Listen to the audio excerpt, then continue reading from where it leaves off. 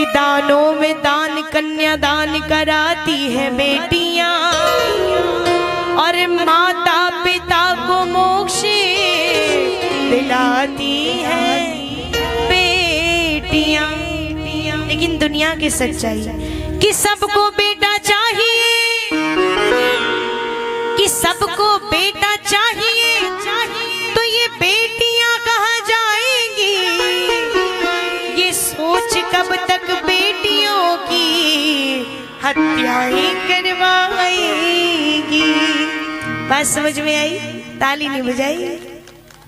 कह दो सच्चे दरबार की आई। दुनिया में बेटियों की जो हत्या होती है ना, वो बेटों की चाह में होती है। जब भी कोई भी माँ बाप या कोई भी व्यक्ति किसी भी बहन बेटी की जान पूछ के हत्या करता है, तो वो हत्या सिर्फ बेटे की चाह में होती है। कह दो सच्चे दरबार की आइए। भजन कह रहा है कि बेटे का सम्मान करो, पर कुछ लोगों को बड़ा अभिमान होता है, हम पे तो बेटे ही बेटे, हमने किसके आगे झुकना है, हमसे बड़ा तो कोई राजा ही ना है दुनिया में।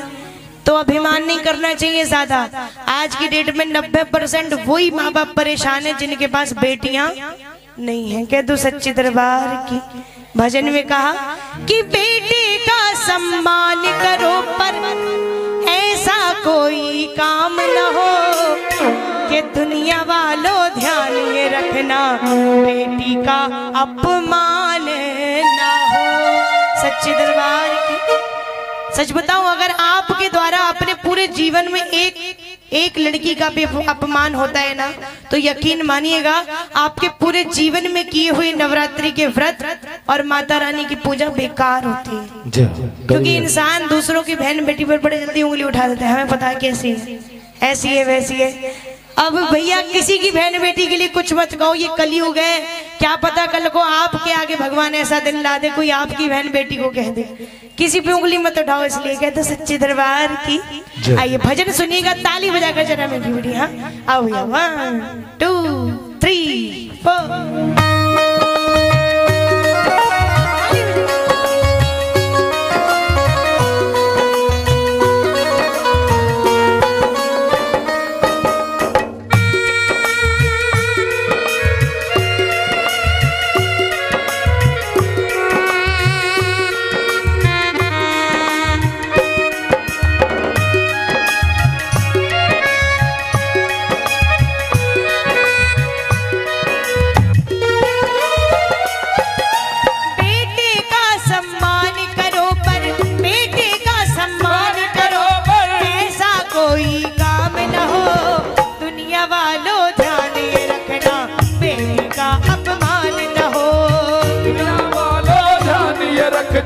बेटी का अपमान न हो, दुनिया वालों ध्यान ये रखना बेटी का अपमान न हो।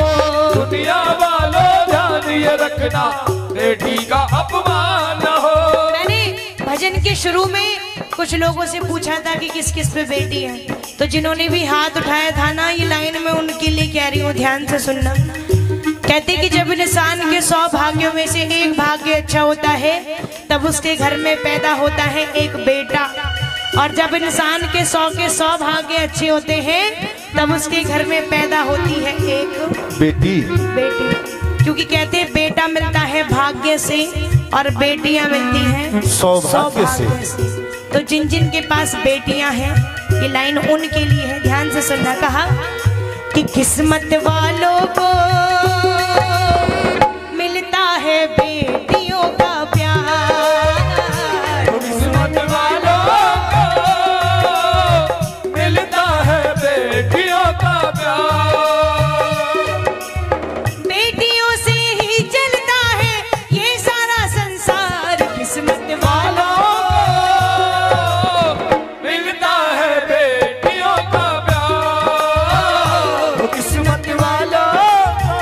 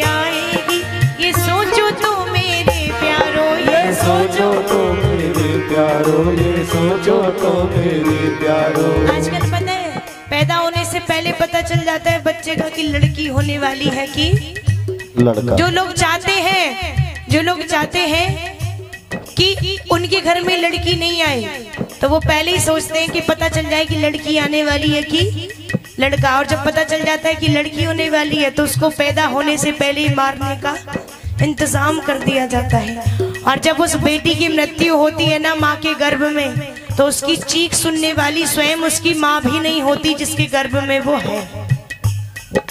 उसको इतनी बेदर्दी से मारा जाता है कि उसकी चीख सुनने वाली स्वयं उसकी माँ भी नहीं होती, क्योंकि जो माँ है वो इस समाज में एक बहू है और उस बहू को ये पता है कि इस समाज में ज्यादा सम्मान सिर्फ उस बहू को दिया जाता है जो वंश को आगे बढ़ाती है, यानी कि जो एक बेटे को जन्म देती है।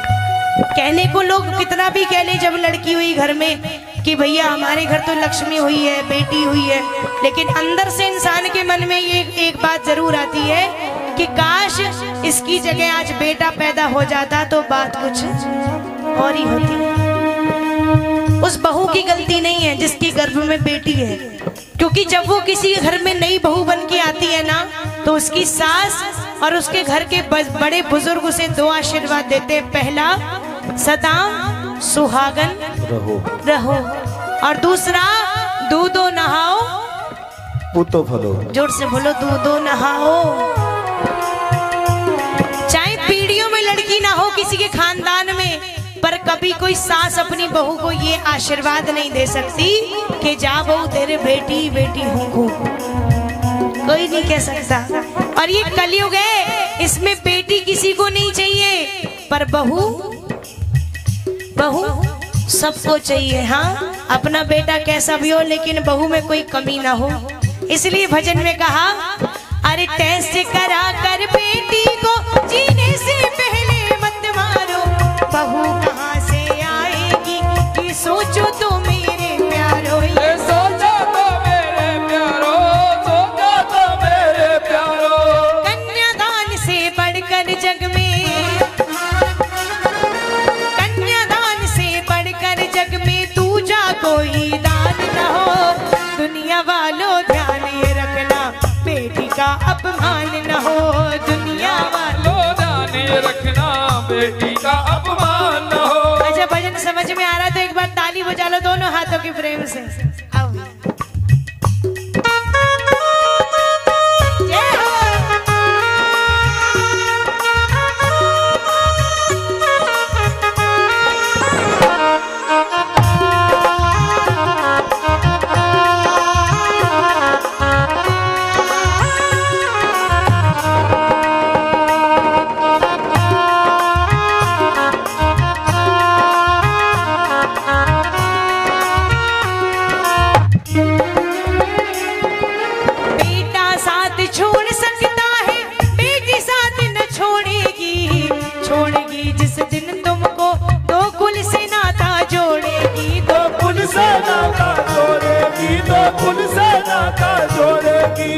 दो कुल कौन कौन से? एक ससुराल और एक माई का। जब बेटी घर से जाती है ना तो उसे चिंता इस बात की नहीं होती वो इस घर से जा रही है, उसे इस बात की चिंता होती है कि आज मैं इस घर से चली जाऊंगी, मेरे जाने के बाद मम्मी पापा का क्या होगा। जब बेटी घर से जाती है ना अपनी माँ से कह, अपने पापा से कह के जाती है, पापा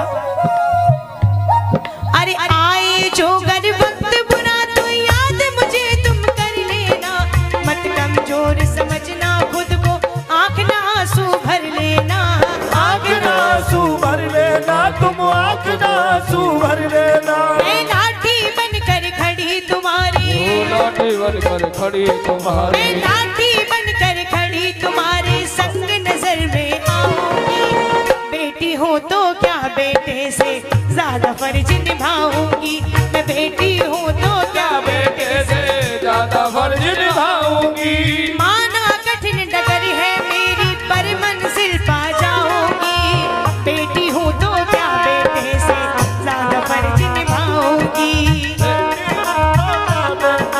ज्यादा फर्ज निभाऊंगी।